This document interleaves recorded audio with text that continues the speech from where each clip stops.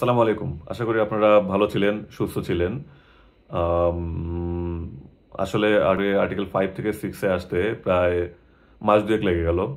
যদিও জানি আপনারা আমার আশায় বসে ছিলেন না। আপনারা যার এগিয়ে যাওয়ার নিজের মতো করে এগিয়ে গেছেন। তো তারপরেও দুঃখ প্রকাশ করে নিচ্ছি আসলে ২ টা আর্টিকেলের মাঝখানে ২ মাসের গ্যাপ একটু দৃষ্টিকটুই দেখা যায়। তো আমরা লাস্ট শেষ করেছিলাম আর্টিকেল 5 এ। আজ আমরা ডিসকাস করব সিডিসিএস এর ইউসিপি 600 এর article 6 availability, expiry date and place for presentation. এখানে আমি ছোট্ট আমার মতো করে ব্যাখ্যার জন্য সুবিধার্থে ছোট্ট একটা সিনারিও দিয়ে ব্যাপারটাকে প্রেজেন্ট করি। ফর এক্সাম্পল, আমার আর আপনার মধ্যে একটা লেনদেন। তো আমি আপনার থেকে কিছু সিম্পল ফর্মে সিম্পলিসিটির জন্য বলছি, আমি আপনার থেকে কিছু টাকা ধার নিয়েছি। এখন স্বাভাবিকভাবেই প্রশ্ন আসে যে এই টাকার রিপেমেন্টটা কিভাবে হবে। আপনি স্বাভাবিকভাবেই কিছু কোশ্চেন জানতে চাইবেন যে টাকাটা কবে ফেরত দেব, কোথায় ফেরত দেব, আপনার বাসায় গিয়ে আমি ফেরত দিয়ে আসবো কিনা, বা আমার বাসায় এসে আপনার ফেরত নিতে হবে কিনা, বা আপনার ব্যাংকে দেবো কিনা, বিকাশে দেবো কিনা। এ ধরনের বেশ কিছু কোশ্চেন আপনার মাথায় আসতে পারে বা আসে, স্বাভাবিক, নর্মাল। আমাদের যে কোনো ধরনের ফিনান্সিয়াল ট্রানজাকশনে আমরা এই ধরনের চিন্তাভাবনাগুলো করে থাকি। তো আমাদের এই যে আর্টিকেলটা availability, expiry date and place for presentation, এগুলোকেও আমরা ওই সিনারিওর আন্ডারে আমরা ব্যাখ্যা করার চেষ্টা করব। তো প্রথম কাজ হচ্ছে আমি আপনার থেকে টাকা ধার নিয়েছি। এখন দ্বিতীয় বিষয়টা আমরা এই ইউসিপির আর্টিকেল 6 এর পয়েন্টগুলোর সাথে সাথে মিলিয়ে আমরা ব্যাখ্যা করব। তো UCP 600 article 6 availability, expiry date and place for presentation এর প্রথম যেই পয়েন্টটা সেখানে বলেছে credit must state the bank with which it is available or whether it is available with any bank. আবার বলছি, a credit must state the bank with which it is available or whether it is available with any bank. এখানে আরেকটা line আছে, a credit available with a nominated bank is also available with the issuing bank. তো এখানে আশা করি nominated bank, issuing bank, confirming bank, এই বিষয়গুলো নিয়ে further আলোচনার প্রয়োজন এই পর্যায়ে নেই। আপনারা জানেন বা অলরেডি আগেই পূর্বের ভিডিওতে জানতে পেরেছেন। তো আমরা এখন, আপনি জানেন ধরে নিয়ে আমরা নমিনেটেড ব্যাংক, ইস্যুইং ব্যাংক এই আলোচনাগুলো চালিয়ে নিচ্ছি। তো প্রথম কথা হচ্ছে কি, a credit must state the bank with which it is available or whether it is available with any bank. তো সেই যদিও পুরোপুরি মেলে না, তারপর সেই যে বললাম সিম্পলিসিটির খাতিরে আমি ধরে নিচ্ছি যে আমি আপনার থেকে টাকা ধার নিয়েছি। এখন সেই যে টাকা ধার নিলাম, সেই টাকা ধার নেওয়ার সময় আপনাকে আমি কিছু কথা দিলাম যে আপনি যে টাকাটা ফেরত পাবেন, সে টাকাটা আপনি কোথায় গেলে ফেরত পাবেন। A credit must state the bank with which it is available or whether it is available with any bank. যে টাকা ধার নেওয়ার সময় আমাকে বলে দিতে হবে আপনি টাকাটা কোথায় গেলে ফেরত পাবেন। এমন হতে পারে যে আমি বলতে পারি যে ভাই আমি টাকাটা নিয়েছি, টাকাটা আমার বাবার কাছে গেলে ফেরত পাবেন। বা বলতে পারি টাকাটা আমার ভাইয়ের কাছে গেলে ভাই টাকাটা ফেরত আপনাকে দিয়ে দিবে। বা বলতে পারি টাকাটা আমার বন্ধুর কাছে গেলে ফেরত পেতে পারেন। তো এই ব্যাপারটাই হচ্ছে এখানে বলা হয়েছে, credit must state the bank with which a credit is available or whether it is available with any bank. মানে আমাকে যে ক্রেডিটে বা আপনার সেই টাকা ধার নেওয়ার সময় আমরা যেই চুক্তিপত্রটা করেছি, সেখানে আমাকে বলে দিতে হবে যে কোথায় গেলে আপনি এই টাকাটা ফেরত পাবেন। আমার বাবার নাম বা আমার ভাইয়ের নাম বা আমার বন্ধুর নাম কিছু একটা বলে দিতে হবে। অথবা বলে দিতে হবে যে যে কারো কাছে গেলেই আপনি ফেরত পাবেন। যে আমার গ্রামে গিয়ে যে কারো কাছে বললেই হবে, সে আমার হয়ে আপনাকে টাকাটা দিয়ে দিবে। বা আমার ভার্সিটিতে গিয়ে যে কারো কাছে বললেই হবে, আমাকে আমার টাকাটা দিয়ে দিবে। তো সেরকম credit must state the bank with which it is available. ক্রেডিটে এলসিতে আপনাকে বলে দিতে হবে যে ক্রেডিটটি কোন ব্যাংকের মাধ্যমে অ্যাভেলেবল, মানে কোথায় গেলে সেই ক্রেডিটের স্বীকৃতিটা পাওয়া যাবে। অথবা whether it is available with any bank, অথবা যে কোনো ব্যাংকে গেলেই হবে কিনা। ওপেন অর রেস্ট্রিক্টেড নমিনেশন, যেমন অনেক সময় রেস্ট্রিক্টেড নমিনেশনের আবার কিছু ধাপ আছে, যেমন আপনি একদম স্পেসিফিক করে বলে দিতে পারেন যে আমার বাবার নাম এই, আমার বাবার কাছে গেলে আপনি টাকাটা পাবেন। সেমভাবে বলা যায় যে the credit is available with only mercantile bank Motijheel branch, বা বলা যেতে পারে standard chartered bank Gulshan branch. তো এই ধরনের রেস্ট্রিকশন দিয়ে দিলে আপনি এই ক্রেডিটের অনার বা নেগোসিয়েশন যে কোনো কাজের জন্য আপনি শুধু ওই নির্দিষ্ট ব্যাংকে যেতে হবে বা নির্দিষ্ট ব্যাংকের নির্দিষ্ট ব্রাঞ্চে যেতে হবে। অথবা আপনি একটু ওপেন করে দিতে পারেন, মানে নর্মালি আমরা যেটা দেখি available with any bank in Bangladesh, available with any bank in Canada. তো এই ধরনের ক্ষেত্র হলে আপনার জন্য এটা ওপেন নমিনেশন, আপনি কানাডার যে কোনো ব্যাংকে গেলেই পাবেন, বা বাংলাদেশের যে কোনো ব্যাংকে গেলে অনার বা নেগোসিয়েশনের সুবিধাটা পাবেন। যেমন আমি বলে দিতে পারি যে আমার শুধু বাবার নাম না বলে বললাম আমার পরিবারের যে কোনো লোকের কাছে গেলেই হবে। অথবা বলে দিলাম আমার বন্ধু মহলের যে কারো কাছে গিয়ে বললেই হবে, আমার গ্রামবাসী যে কারো কাছে গিয়ে বললেই হবে। তো এখানে ব্যাপারটা আমরা আরেকটু ওপেন করে দিলাম। অথবা আপনি চাইলে এটাকে আরো ওপেন করে দিতে পারেন যে এনি ব্যাংক ইন বাংলাদেশ না, এনি ব্যাংক। তাহলে সে শুধু বাংলাদেশ না, বিশ্বের যে কোনো ব্যাংকে গিয়েই এটাকে অনার বা নেগোশিয়েট করে নিতে পারবে। তো এই ফিল্ডটা অবশ্য থাকে আমাদের সুইফটের field 41A, available with available by. সেখানে আপনার মেনশন করা থাকতে হয় যে ক্রেডিটটি কোথায় অ্যাভেলেবল, কিভাবে অ্যাভেলেবল। তো আমরা পয়েন্ট এর প্রথম অংশটুকু পড়লাম। দ্বিতীয় অংশে আরেকটি কথা আছে, আর credit available with the nominated bank is also available with the issuing bank. তো এটা জেনারেল কনসেপ্ট। যেমন আমি যে বারবারই এক্সাম্পলটা বলছি যে আমার বাবার কাছে গেলে আপনি টাকাটা ফেরত পাবেন, বা আমার ভাইয়ের কাছে গেলে টাকাটা ফেরত পাবেন। এখন আমার বাবা বা ভাই যদি টাকাটা দিতে অপারগতা প্রকাশ করে, তাহলে কি আপনি টাকাটা পাবেন না?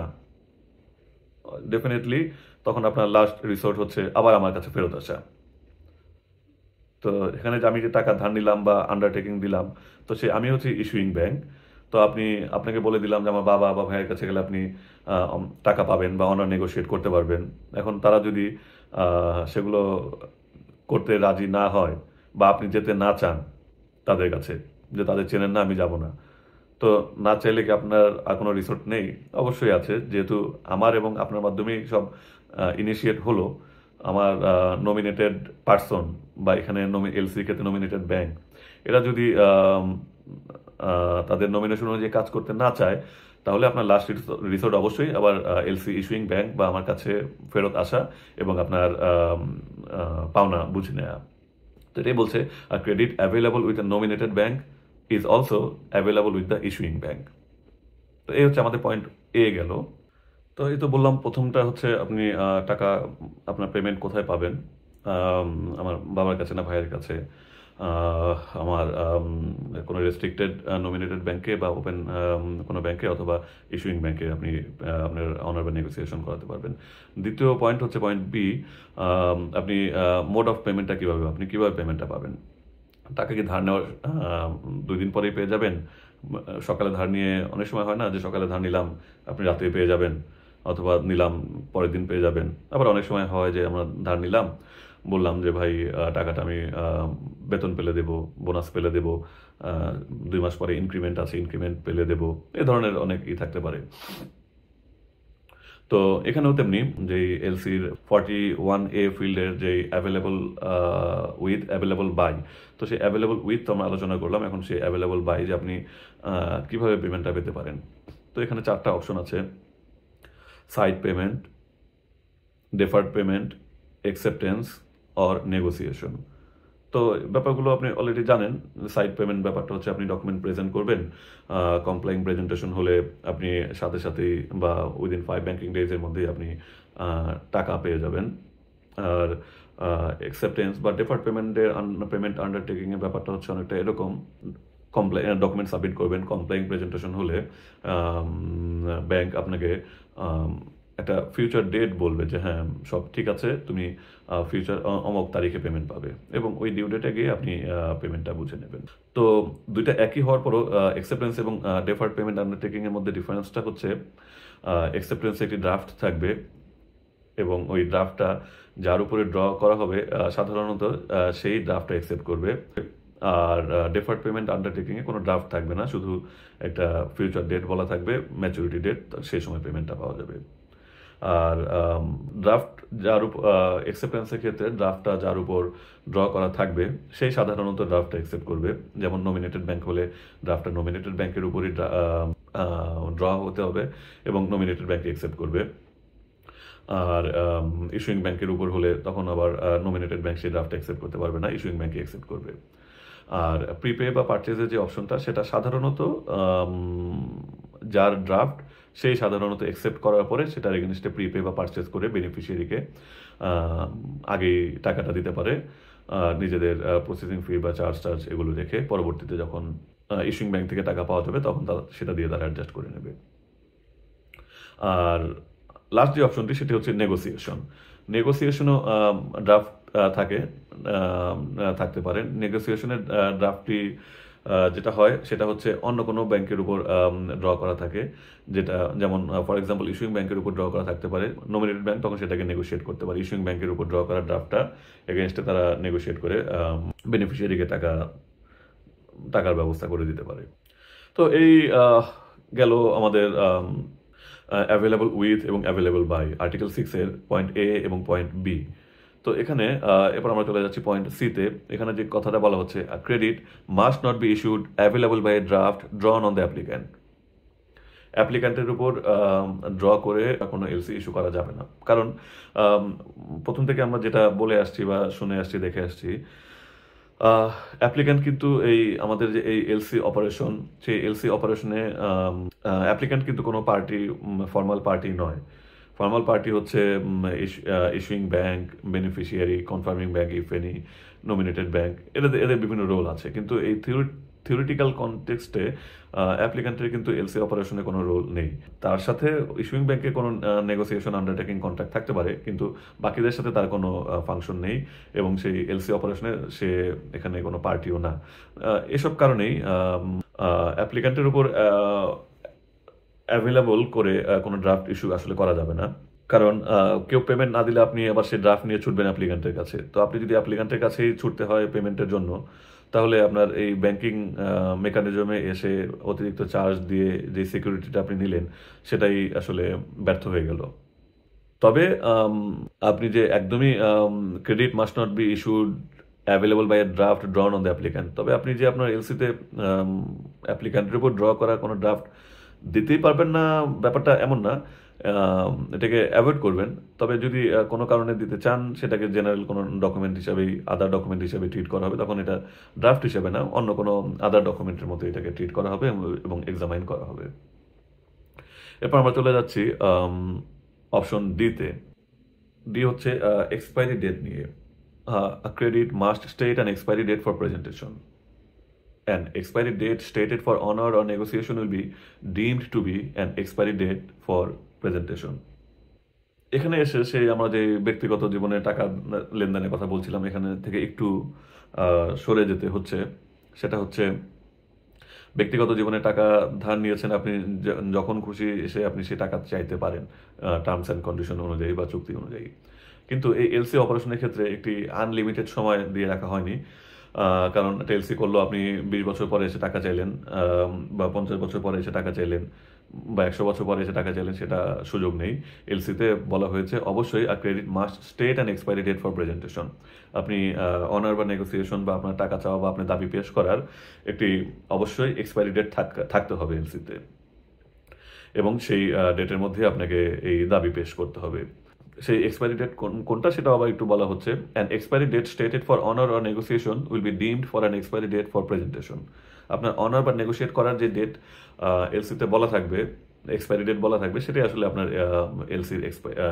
এলসি বা ক্রেডিটের expiry date.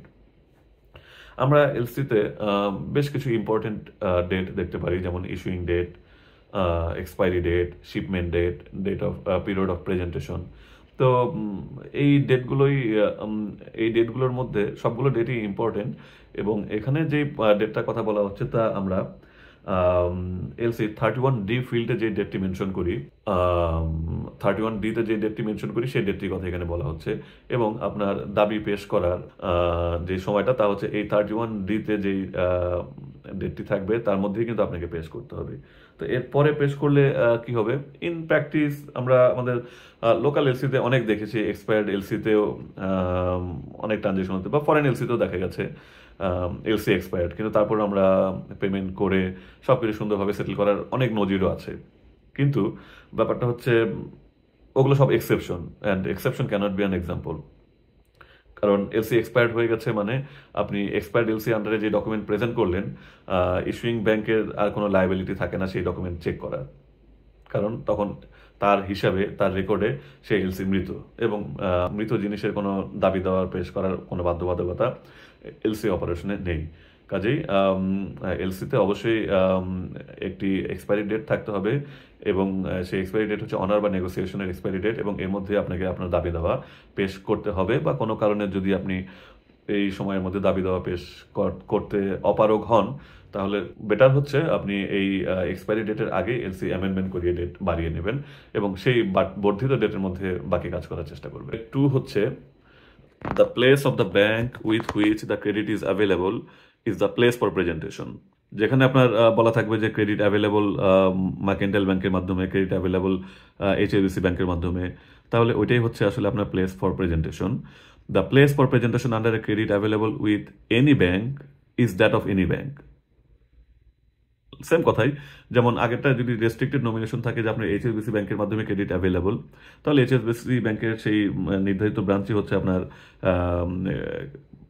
Place of presentation. যদি বলা থাকে এনি ব্যাংক ইন বাংলাদেশ, তাহলে বাংলাদেশের যে কোনো ব্যাংকই হচ্ছে আপনার সেই প্লেস ফর প্রেজেন্টেশন। যদি বলা থাকে অ্যাভেলেবল ইন এনি ব্যাংক, তাহলে বিশ্বের যে কোনো ব্যাংকই আপনার হচ্ছে সেই প্লেস ফর প্রেজেন্টেশন। আর সে পরের যে লজিক্যাল কথাটা, a place for presentation other than that of the issuing bank is in addition to the place of the issuing bank. এটা হচ্ছে অবশ্য জেনারেল কথা, কারণ আপনার ক্রেডিট যেখানেই অ্যাভেলেবল থাকুক না কেন, রেস্ট্রিক্টেড নমিনেশন থাকুক, ওপেন নমিনেশন থাকুক, যেখানে যাই থাকুক না কেন, আপনি যখন আপনার দাবি আদায় করতে পারলেন না, অধিকার আদায় করতে পারলেন না, আপনার লাস্ট রিসোর্ট অবশ্যই ইস্যুইং ব্যাংক, আপনি ইস্যুইং ব্যাংকের কাছে যেতে পারবেন। এখানেও তাই বলা হয়েছে, প্লেস ফর প্রেজেন্টেশন যেখানে যাই বলা থাকুক না কেন, আপনি আলটিমেটলি ইস্যুইং ব্যাংকের কাছেও যেতে পারবেন। তো এটাই বলা হচ্ছে যে আপনার যেখানে অ্যাভেলেবল উইথ, যদি যে ব্যাংকগুলোর কথা বলা হচ্ছে সেগুলো হচ্ছে ইস্যুইং ব্যাংক প্লাস আরও অ্যাডিশনাল আরও আপনার কিছু প্লেস ফর প্রেজেন্টেশন। যদি সেসব জায়গায় যেতে পারেন, ডাইরেক্ট ইস্যুইং ব্যাংকের কাছে চলে আসতে পারেন। কাজে অন্য একটা ব্যাংকের কথা বলা মানে হচ্ছে in addition to the place of issuing bank. আপনার একটা বা দুইটা ব্যাংকের কথা যেখানে বলা হলো সেটা হচ্ছে ইস্যুইং ব্যাংক প্লাস আরও সেই একটা দুইটা জায়গায় আপনি প্রেজেন্ট করতে পারবেন।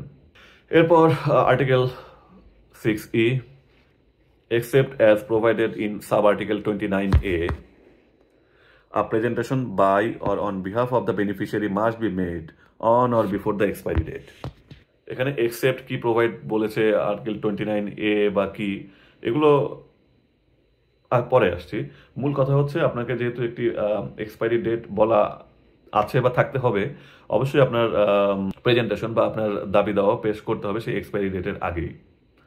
যেহেতু এক্সপায়ারি ডেট দেওয়া আছে, এলসিতে অবশ্যই এক্সপায়ারি ডেট থাকতে হবে, এবং পরের পয়েন্টে বলছে অবশ্যই আপনাকে সেই এক্সপায়ারি ডেটের আগেই প্রেজেন্ট করতে হবে। তো এগুলো সবই লজিক্যাল কথা, এক্সপায়ারি ডেট আছে মানে এক্সপায়ারি ডেটের আগেই প্রেজেন্ট করার কথা, বিশেষ কোনো কথা না। বিশেষ যেটুকু হচ্ছে এখানে আবার বলা আছে আপনার except as provided in sub article 29A। এখন তাহলে আপনাকে আবার পেছনে ফিরে যেতে হবে, আপনার সাব আর্টিকেল 29A তে কি বলা আছে। তবে এই এক্সেপশনগুলো বাদ দিলে জেনারেলি মনে রাখতে হবে প্রেজেন্টেশন ডেটের আগে আমাদেরকে প্রেজেন্ট করতে হবে। তো এটুকু জেনারেলি মনে রাখার পরে আমরা এক্সেপশনে চলে যাই।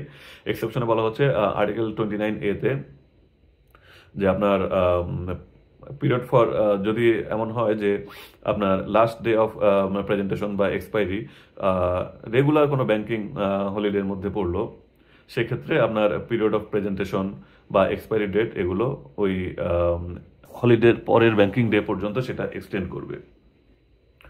ফর এক্সাম্পল, আপনি আপনার শিপমেন্ট ডেট হচ্ছে 15ই এপ্রিল, এবং পিরিয়ড অফ প্রেজেন্টেশন হচ্ছে 21 ডেজ আফটার শিপমেন্ট ডেট। তাহলে আপনার কবে হচ্ছে ডেটটা?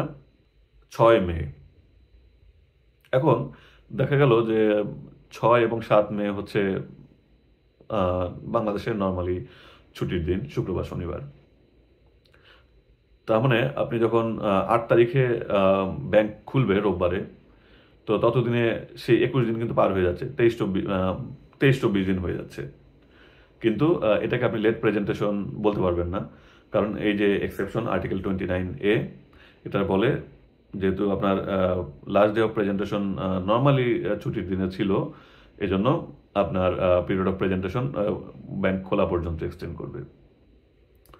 তো এটা আপনি রোববারও এটাকে রেগুলার প্রেজেন্টেশন হিসেবে, লেট প্রেজেন্টেশন না রেগুলার প্রেজেন্টেশন হিসেবে ধরতে হবে। তো সেই সাব আর্টিকেল 29A পড়তে গিয়ে আবার আপনাকে যে হাইকোর্টটা দেখানো হচ্ছে সেটা হচ্ছে আর্টিকেল 36 ফোর্স ম্যাজিউর। এখানে আবার যেটা বলা হচ্ছে যে আপনার এক্সটেন্ড করবে যদি রেগুলার পথ পরিক্রমায় ব্যাংক বন্ধ থাকে, কিন্তু যদি বিশেষ কারণে ব্যাংক বন্ধ থাকে তখন কিন্তু আবার এক্সটেন্ড করবে না, ব্যাংকের কোনো লায়াবিলিটি বা এই থাকবে না। ফোর্স ম্যাজিওর বা এইগুলো নিয়ে আমরা পরেও পড়বো, জাস্ট সিম্পল বলে রাখি, যেমন আপনার যুদ্ধ বিগ্রহ, মারামারি, হানাহানি, আগুন লাগা, এটা সেটা মিলে কোনো কারণে ব্যাংক বন্ধ থাকলো। যেমন রানা প্লাজা যখন ধস হলো, রানা প্লাজা ধস হওয়ার পরে সেই বিল্ডিংয়ে যেই বা আশেপাশে ব্যাংকগুলো ছিল তারা ব্রাঞ্চ শিফট করে সেই ব্রাঞ্চ খুলতে খুলতে 2, 4, 5 দিন, 10 দিন, 15 দিন সময় লেগেছে। বা এখন যেমন ইউক্রেনের যুদ্ধ চলছে, ইউক্রেনে অনেক ব্যাংকে হয়তো বন্ধ।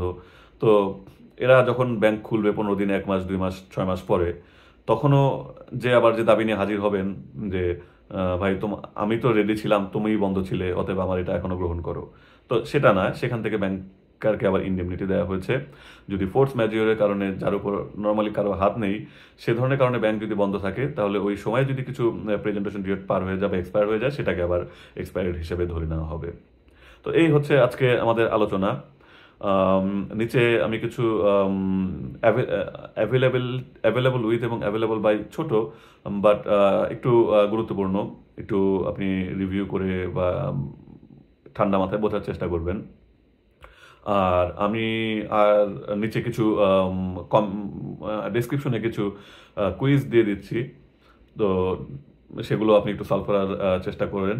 সলভ করার চেষ্টা করতে গেলে আশা করি অ্যাভেলেবল উইথ এবং অ্যাভেলেবল বাই এবং তার সাথে ড্রাফট এবং টেনরের সম্পর্ক এবং তার সাথে অ্যাভেলেবল ব্যাংকগুলোর সম্পর্ক নিয়ে আপনার কনসেপ্ট আর একটু ক্লিয়ার হবে।